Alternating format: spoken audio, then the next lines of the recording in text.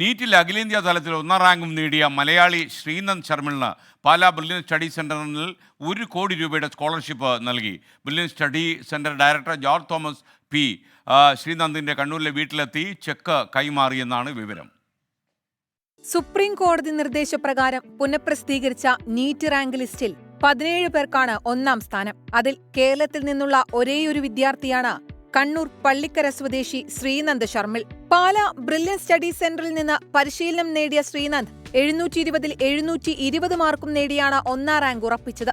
Doctor ദമ്പതികളായ ശർമിൾ ഗോപാലിന്റെയും പ്രിയ PGയുടെയും മകനാണ് Sreenand. Mannanam KE സ്കൂളിലെ +2 പഠനത്തോടൊപ്പമായിരുന്നു entrance പരിശീലനം. ബ്രില്യൻ സ്റ്റഡി സെന്റർ ഡയറക്ടർമാരിൽ ഒരാളായ ജോർജ് തോമസ് പി ശ്രീനന്ദിന്റെ കണ്ണൂരിലെ വീട്ടിലെത്തി 1 കോടി രൂപയുടെ ചെക്ക് കൈമാറി. അഖിലേന്ത്യാ തലത്തിൽ 1ാം റാങ്ക് കരസ്ഥമാക്കുന്ന വിദ്യാർത്ഥിക്ക് ബ്രില്യൻ നൽകുന്ന സ്കോളർഷിപ്പാണിത്.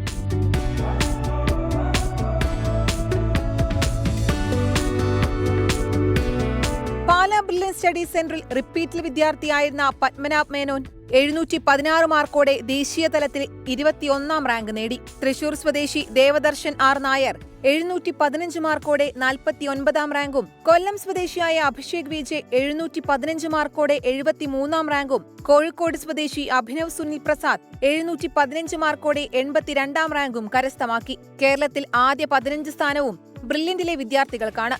News desk 24.